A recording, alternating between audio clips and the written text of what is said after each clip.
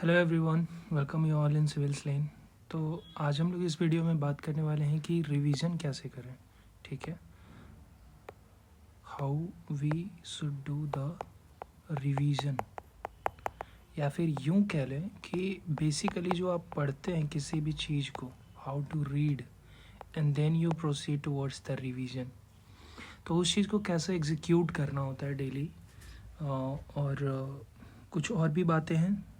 Mainly ये revision और mindset shift या फिर कैसे नोट्स को टैकल करना होता है, उसके इर्द गिर्द ये लेक्चर है। अगर आप अपने प्रिपरेशन में कहीं पे स्टक हैं, खास करके रिवीजन को लेके, तो उसमें ये वीडियो आपको काफ़ी हेल्प करेगा। ठीक है, चलिए तो देखते हैं कि बेसिकली रिवीजन को लेके क्या क्या बातें कही गई हैं अब तक, या क्या क्या बातें बहुत मतलब सरफेस पे है जो हम जानते हैं। ठीक है, कि जैसे लॉन्ग टर्म मेमोरी और शॉर्ट टर्म मेमोरी आपको पता होगा। तो ये रिसर्च बताता है कि कैसे भी लॉन्ग टर्म जो मेमोरी है हमारा, वो कैसे बिल्ड होता है। तो आप टॉपर्स को सुने होंगे बात करते हुए कि वो एक्टिव रिकॉल की बात करते हैं, स्पेस रिपीटिशन की बात करते हैं, इमोशनल एसोसिएशन की बात करते हैं। एक्टिव रिकॉल आपने सुना होगा ना, कि आपने एक टॉपिक पढ़ा। मैं सारे एग्जाम्पल नीचे अभी मेंशन है, उसको लेके भी बताऊंगा। आपने उसे पढ़ा, सर्टेन टॉपिक ऐसा है, पढ़ा इसे, ठीक है। फिर इसे बंद करके आप, या फिर खाली स्पेस में इसमें क्या पढ़ा है उसे आप रिकॉल करने की कोशिश कीजिएगा या लिखने की कोशिश कीजिएगा बिना इसे देखे हुए। ठीक है, तो ये होता है एक्टिव रिकॉल। स्पेस रिपीटिशन की बात करते हैं, तो उसमें क्या होता है कि सर्टेन, जैसे आज हम लोग पढ़े, ठीक है, फिर आज पढ़े, फिर तीसरे दिन, फिर 7वें दिन आज से, फिर 14वें दिन, ऐसे इसको रिवाइज करना होता है इसी टॉपिक को। अब वो रिवीजन आप कैसे करते हैं, बेसिकली हम लोग उस चीज़ पे बात करते हैं। ठीक है, इमोशनल एसोसिएशन की बात हुआ कि आप कोई भी टॉपिक को उठाते हैं, ठीक है, तो उसमें आपको ये चीज़ फील होना चाहिए। ठीक है, जैसे मान लीजिए कि आप कोई टॉपिक पढ़ रहे हैं हिस्ट्री का, और वो आप प्लेस विजिट किए हैं। जैसे फॉर एग्ज़ाम्पल अगर आप हिस्ट्री पढ़ते हैं तो नालंदा यूनिवर्सिटी, नालंदा महाविहार अगर आप विज़िट किए हैं तो वो चीज़ें लिंक होंगी और जल्दी इमेज में आता है। या फिर हिस्ट्री में सारनाथ स्तूपा की बात की जाती है, ठीक है, तो ऐसे जगहों पे अगर आप गए होते हैं तो वो चीज़ें जल्दी इमेज के थ्रू रिकॉल होती हैं और आपके लॉन्ग टर्म मेमोरी में जाती हैं। ठीक है, तो चलिए कुछ और बातें देखते हैं। लॉन्ग टर्म फॉर्मेशन कैसे होता है, अगेन वही है, स्पेस रिपीटिशन से, एक्टिव रिकॉल से, इमोशनल टैगिंग से, स्लीप कंसोलिडेशन। जैसे हमारा कुछ टॉपर को आप बात करते हुए सुनेंगे, या कुछ टीचर्स भी इस पे बात करते हैं कि बिफोर स्लीप, ठीक है, जैसे आप दिन में पढ़े और लास्ट का जो 1 घंटा और आधा घंटा होता है ना, उस टाइम पे आप दिन में जो पढ़े हो ना, उसे मतलब सरफेस से भी आप अगर उसे रिकॉल कर लोगे ना, तो वो चीज़ें आपके लॉन्ग टर्म मेमोरी में चली जाती हैं। सेंसरी इंगेजमेंट की बात करते हैं, जैसे यूजिंग मल्टीपल सेंसेस। जैसे आई डोंट नो कि मतलब लोग क्रैमिंग को थोड़ा निगेटिव वे में लेते हैं, बट अगर आप एंशियंट वे में, एंशियंट का जो स्कूलिंग सिस्टम था उसमें आप देखेंगे तो उसमें क्रैमिंग में बेसिकली आपके सेंसेस बहुत इन्वॉल्व होते हैं। ठीक है, उसकी एक पर्टिकुलर फ्रीक्वेंसी होती है, जैसे संस्कृत के श्लोक होते थे, या उसका एक पर्टिकुलर टोन दिया जाता था और उसके बाद सब एक वे में उसे गाते थे या रिपीट करते थे, तो वो चीज़ें जो है ना मेमोरी में आसानी से जाती हैं। ठीक है, इस पे ज़्यादा नहीं बोलना चाहूँगा, नहीं तो फिर ये कहीं और डाइवर्ट हो सकता है। ठीक है, चलिए मीनिंगफुल कनेक्शंस की बात करते हैं। जैसे आप निमोनिक्स की बात सुने होंगे, निमोनिक्स की बात सुनेंगे, बहुत ही पॉपुलर निमोनिक्स है कि बर्गर टी ऐसा करके, ठीक है, या फिर tears of old PM, schedule का टीयर्स ऑफ ओल्ड पीएम। जो शेड्यूल है उसमें क्या क्या डिस्कस किया गया है फर्स्ट सेकेंड शेड्यूल में, ठीक है, टेरिटरी की बात है, इमोल्यूमेंट की बात है, ओथ एंड अफर्मेशन की बात है, रसव सीट की बात है, तो इसे बोलते हैं मीनिंगफुल कनेक्शन। तो अगर आप नोट्स पढ़ते हैं तो आप मीनिंगफुल कनेक्शंस बना सकते हैं, अपने सेंसेस को इंगेज कर सकते हैं, एक्टिव रिकॉल करने की कोशिश कर सकते हैं, स्पेस रिपीटिशन कर सकते हैं। तो बट ये तो तब आएगा ना जब आप नोट्स पढ़ लोगे उसके बाद, जैसे स्पेस रिपीटिशन अगली बार आप उसे कैसे करोगे। बट मैं बात करना चाह रहा हूँ कि आप सारे का सारे जो आपका कंटेंट रहता है उसका निमोनिक्स तो बना नहीं सकते हो, ठीक है। दूसरा हुआ कि स्पेस रिपीटिशन से पहले, मतलब रिकॉल से पहले, जब आप पर्टिकुलर, जैसे मैंने ये पेज उठाया, आप इसे पढ़ने जा रहे हो, तो आप इसे पढ़ते कैसे हो, ठीक है। बहुत लोगों को नहीं पता होता है, जिनको पता है वो अच्छी बात है, ठीक है। मैं नहीं कह रहा हूँ कि मतलब I am talking something out of the moon ऐसा, ठीक है। जिनको पता है अच्छी बात है, पर अगर आप ये नोट्स उठा रहे हो और आप एक मतलब एवरेज प्रिपरेशन या डिसेंट प्रिपरेशन कर चुके हो, अगर आप किसी स्टेज को क्रॉस कर चुके हो उसके बाद ये वीडियो देख रहे हो, तब तो आप बहुत कुछ जानते होंगे, आपको फिर इसकी ज़रूरत नहीं है। बट अगर आप ये नोट्स उठा रहे हैं तो उसे आप कैसे करते हैं, ठीक है। तो चलिए उससे पहले एक चीज़ और हम देख लेते हैं कि प्रैक्टिकल एप्लीकेशन ये वही है, ठीक है ना। ये जो स्पेस रिपीटिशन की बात है कि first day, second day, third day, 7 day ऐसा रिवाइज करते हैं। फिर production effect, reading out allowed improves retention. देखिए मैं वही बात कर रहा था कि पहले जो संस्कृत या फिर गुरुकुल में ऐसा एक ही मंत्र को बार बार रिपीट किया जाता था, ठीक है, और सब तेज़ आवाज़ में उसे बोल के रिपीट करते थे, आज भी बहुत जगहों पे होता होगा। तो उससे कठिन से कठिन संस्कृत के मंत्र जो है ना वो याद हो जाते थे लोगों को। और आज क्या है कि हम लोग को, मतलब I have also struggled lot, ठीक है। मैं ऐसा नहीं कर रहा हूँ कि like I am very smart and anything else. तो बट प्रॉब्लम ये है ना कि कुछ चीज़ों को हम लोग इतना नेगेटिव वे में ले लेते हैं ना कि उसको फिर दोबारा उसकी तरफ देखने का कोशिश भी नहीं करते हैं। तो हमें ये कहना है कि आपको आपका जो कंटेंट है उसे तो आपको पढ़ना पड़ेगा ना।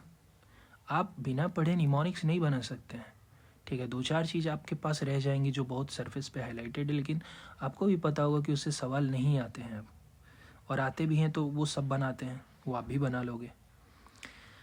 और दूसरा है कि अगेन कुछ जैसे योगा हो गया या फिर ऐसी एक्सरसाइज जो ब्रेन में ब्लड फ्लो बढ़ाते हैं, तो ये सारी चीज़ें आपको ज़्यादा एक्टिव बनाती हैं, ठीक है। तो ये सारी चीज़ें आप अप्लाई कर सकते हैं। जैसे मैं आपको बता रहा हूँ कि एक तो होता है कि अगर आप कोई कॉन्सेप्ट पढ़ रहे हो तो उसको समझना ज़रूरी होता है। जैसे ये मैंने कहीं कॉन्सेप्ट पढ़ा, ये नोट्स में था, मैंने स्क्रीनशॉट यहाँ पे लेके ऐड किया है। तो पहले आप हिस्ट्री पढ़े हो तो हिस्ट्री में ये डिवीज़न ऐसा करके हम लोग नोट्स बनाते हैं, ठीक है। इसके बाद PYQ अगर आप देखते हो तो अगर प्री हिस्ट्री से कुछ पूछा है तो वो कहाँ से पूछा है ये आपके नोट्स में है या नहीं है, ठीक है।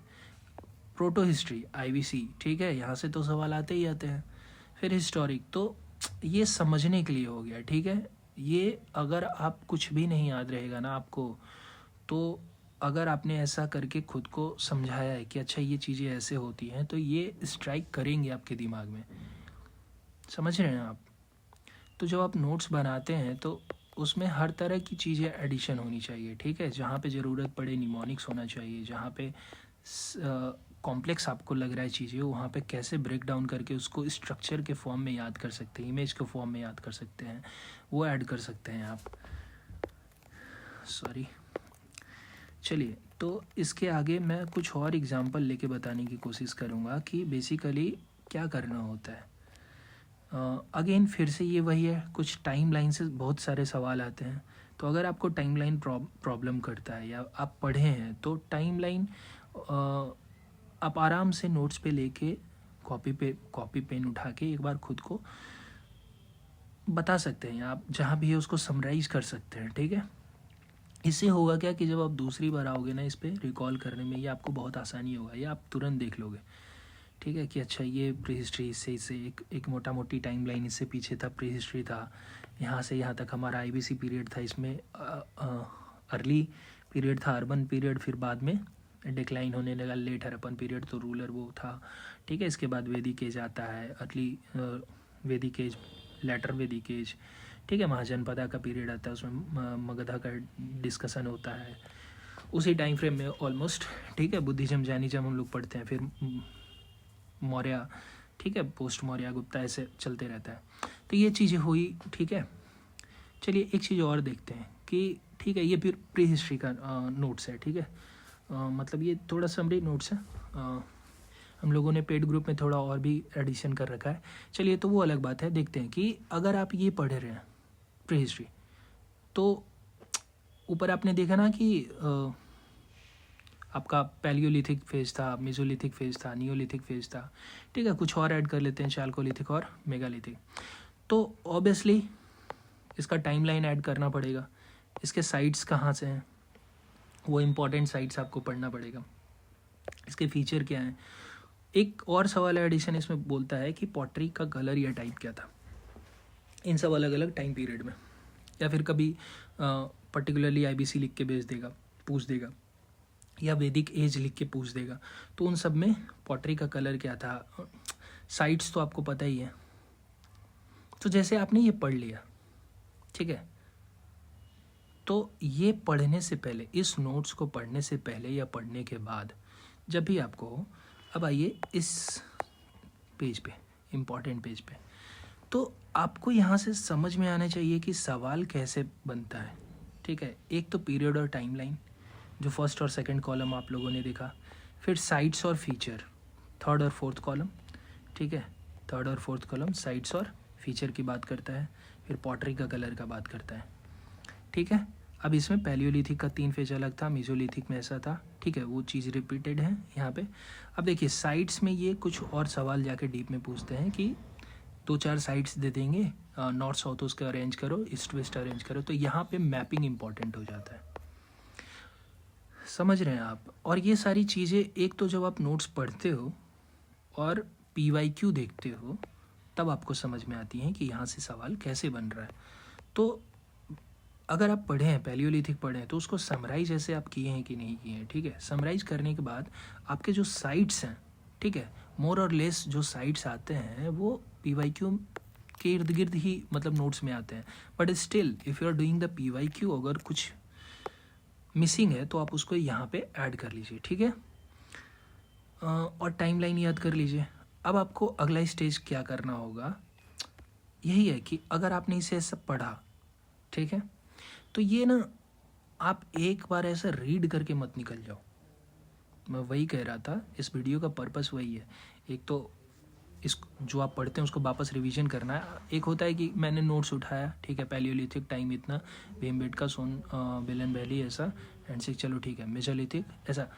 तो ये चीज़ ना जब आप साइट्स पढ़ के आगे निकले, ठीक है, तो इसको ना 2-3 बार आपको रिपीट करना पड़ेगा। It may sound very childish and it may sound very irritating, but most of the aspirants do not do this, ठीक है। और उनको लगता है कि हाँ ये तो बहुत कॉमन चीज़ें हैं, और वो इतना टाइम नहीं देते हैं ना कि उनका दिमाग ना इस चीज़ को सिंक इन कर सके।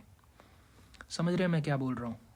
मतलब आपके ब्रेन को सिंक इन करने के लिए और वापस एक बार इसको प्रोड्यूस करने के लिए इतना टाइम तो मिलना चाहिए ना, कि तो उसके लिए आपको 2-3 बार इसको देखना पड़ेगा, रिपीट करना पड़ेगा, ढक के लिखना पड़ेगा। बहुत बेसिक और बहुत चाइल्डिश सी बातें हैं, ठीक है। और पॉटरी कलर, अब अगर आप PYQ किए हैं तो आपको पता होगा कि वो ये इस सेक्शन से, चाल्कोलिथिक फेज से पॉटरी कलर का पूछ लेते हैं, ठीक है। टाइमलाइन पूछ लेते हैं वो। आप रिसेंट BPSC का PYQ अगर उठा के 2-3 साल का देखिएगा तो उसमें ये आपको टाइमलाइन आपको कहीं पूछा है उन्होंने, ठीक है। मैं इसमें शायद सवाल ऐड करना भूल गया, ठीक है। अगला जो लेक्चर होगा ना ABC का, उसमें PYQ के एडिशन के साथ मैंने डिस्कशन किया है कि कैसे वो सवाल पूछते हैं, और उसके बाद आपका नोट्स जो है बेसिकली, ठीक है, वो उस तरीके से डिज़ाइन है या नहीं, उस तरीके से है या नहीं। अगर नहीं है, टाइम कम है, तो आप नोट्स फिर डिज़ाइन करने में मत लग जाइएगा, ठीक है। वो इम्पॉर्टेंट नहीं है। इम्पॉर्टेंट ये है कि फिर आपको प्रैक्टिस और फिर आपको मल्टीपल रिवीजन चाहिए। वो अगर आपका रिज़ल्ट नहीं कहीं आ रहा है, फंस रहे हैं, तो वो अल्टीमेटली प्रॉब्लम होगा। बहुत सारा प्रॉब्लम है, पर एक प्रॉब्लम होता है रिवीजन, ठीक है। हम लोग को लगता है कि हम लोग इनफ रिवीजन कर चुके हैं, बट ऐसा होता नहीं है, समझ रहे हैं। तो इस चीज़ को आपको देख के बार बार ऐसा करना पड़ेगा। फिर जब आप अगले दिन पढ़ने बैठते हैं तो 5 मिनट 10 मिनट मतलब बहुत ही डिसिप्लिन्ड वे में इसको उठा के एक बार फिर से आप देख लीजिए कि अच्छा ये क्या है। और फिर बचा लास्ट में PYQ। या तो PYQ को आप पहले रख लीजिए, ठीक है, कि हम प्री हिस्ट्री पढ़ने जा रहे हैं तो प्री हिस्ट्री का जहाँ पे भी PYQ है हम एक बार देख लिए, फिर वापस नोट्स पे आए, ठीक है। अगर मेरे पास कुछ टेस्ट सीरीज है तो फिर चलो टेस्ट सीरीज या टॉपिक वाइज कुछ वैसा क्वेश्चन है तो वो कर लिए, नहीं तो फिर वापस से PYQ उठा के कर लिए। और अगले दिन जब वापस हम पढ़ने जा रहे हैं, ठीक है, प्री हिस्ट्री पढ़ने के बाद IBC पढ़ रहे हैं, ठीक है, तो IBC पढ़ने से पहले प्री हिस्ट्री का नोट्स उठाया और 10 मिनट उसे फास्ट रीडिंग करके निकल लिए, समझ रहे हैं। फिर हम प्री हिस्ट्री IBC का नोट्स उठाएंगे और उसे पढ़ेंगे।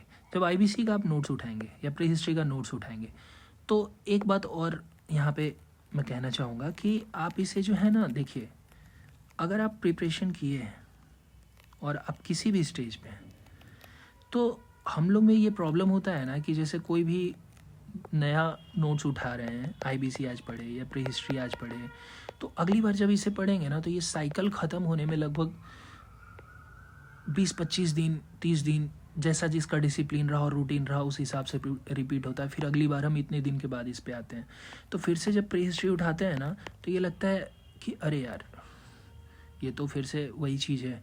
और पहली बार जब हम यहाँ पे पढ़ रहे होते हैं तो यहाँ पे कुछ ट्रिक्स बनाए होते हैं, ठीक है, यहाँ पे कुछ निमोनिक्स बनाए होते हैं, यहाँ पे कुछ तरीके अपने नोट्स में ऐड किए होते हैं, कुछ PYQ ऐड किए होते हैं। और जब अगली बार उठाते हैं ना तो सबसे इम्पॉर्टेंट चीज़ है कि यहाँ पे जो आपने नोट्स पढ़ा था पहले राउंड में, वही वाला नोट्स आप यहाँ पे उठाओ, समझ रहे हो। अगर आप दूसरा नोट्स उठाओगे ना तो ये जो आपने मेहनत करा है ना, ट्रिक्स बनाया हो, निमोनिक्स ऐड किए हो, PYQ ऐड किए हो, ये गया पानी में गया, मतलब 40-50% जाएगा ही। आपको वही नोट्स उठाना पड़ेगा। इसीलिए बोलते हैं ना कि नोट्स का कंसोलिडेशन इम्पॉर्टेंट है। आपका नोट्स कितना सजा हुआ है अच्छी राइटिंग में, दैट इज़ ठीक है, वो चीज़ें मैटर करती हैं, उस पर अलग बात है, पर एक जगह चीज़ें हैं और अगर आपने उससे पढ़ा है, ठीक है, तो अगली बार जब वो नोट्स उठाओगे ना तो वो जल्दी से आपको याद होगा, आप उस पर जल्दी फ्लो कर सकते हो, उसके थ्रू जा सकते हो, ठीक है। आप जब ये नोट्स उठाते हो तो जो ट्रिक्स बनाए थे, अभी क्या होगा सेकेंड फेज में कि जब हम ट्रिक्स बनाए हैं तो हम ट्रिक्स पे ना जाके हम बेसिक नॉर्मल ऐसा रीडिंग करने लगते हैं जैसे हम इस नोट्स को पहली बार पढ़ रहे हो। नहीं, आपने पढ़ रखा है इसे। Try to play with the tricks and the जो कंटेंट है उसका, फिर यहाँ पे कुछ एडिशन और कुछ कंसोलिडेशन होगा। फिर जब आप इसे अगली बार आओगे ना तो वहाँ से और ज़्यादा इस पे आपका कमांड होगा, वहाँ से थोड़ा एक्टिव रिकॉल स्टार्ट करो। देखो एक्टिव रिकॉल हम लोगों ने सुन लिया, ठीक है, अब क्या करेंगे कि हम लोग अगले दिन से एक्टिव रिकॉल करना स्टार्ट कर देंगे। नहीं, वो काम नहीं करेगा। फिर कहेंगे कि बहुत टाइम लग रहा है सर, ये हो रहा है वो हो रहा है, वो काम नहीं करेगा। क्यों काम नहीं करेगा? क्योंकि आपका एक पैटर्न बन चुका है पढ़ने का, ठीक है, और आप चाहोगे कि आप अगले ही दिन से तुरंत एक्टिव रिकॉल और ब्रेन को शिफ्ट कर दो, नहीं हो पाएगा, ठीक है, इट टेक्स टाइम, ठीक है। मतलब कि हम बिल्कुल आज से एक्टिव रिकॉल करेंगे, वो आप करो, बट वो ना स्लो एंड स्टडी प्रोसेस है, मतलब ग्रेजुअल प्रोसेस है। किसी भी अपना जो माइंडसेट शिफ्ट होता है, अपना जो पूरा पैटर्न होता है, आपका जो पैटर्न है ना, उसे आप रातों रात ब्रेक नहीं कर सकते हैं। अगर आपको एक्टिव रिकॉल करना है तो जो टॉपिक पे आपको बहुत कमांड है ना, उस टॉपिक के साथ जब पढ़ाई में आ रहा है वो टॉपिक, तो उस टॉपिक के साथ एक्टिव रिकॉल करना स्टार्ट कीजिए और एक टॉपिक अगला पकड़िए जिस पे वो ट्राई कीजिए, और बाकी आप अपना 60-70% वही प्रोसेस फॉलो कीजिए जो आप करते आ रहे हैं, ठीक है। आइदर आप याद कर रहे हैं या फिर आप उसको लिख के याद कर रहे हैं, ठीक है। वो और भी अलग अलग चीज़ें हैं जो हम लोग आने वाली वीडियो में धीरे धीरे बात करेंगे, ठीक है। तो आज के लिए हम लोग इतना ही रोकते हैं और बाकी डिटेल आप चैनल पे चेक कर सकते हैं, ठीक है। हम लोग डेली AEDO का टारगेट देते हैं और वो 72nd BPSC जो है, 72nd BPSC और AEDO के लिए डेली टारगेट चैनल पे आता है। लिंक में दिए गए टेलीग्राम चैनल से आप जुड़ सकते हैं और बाकी वीडियो भी आप चेक कीजिए, अपना सजेशन दीजिए, जैसा होगा हम लोग प्लान करेंगे। और ये वीडियो आपको कैसा लगा आप अपना सजेशन बिल्कुल दे सकते हैं। चलिए मिलते हैं अगले वीडियो में। Thank you.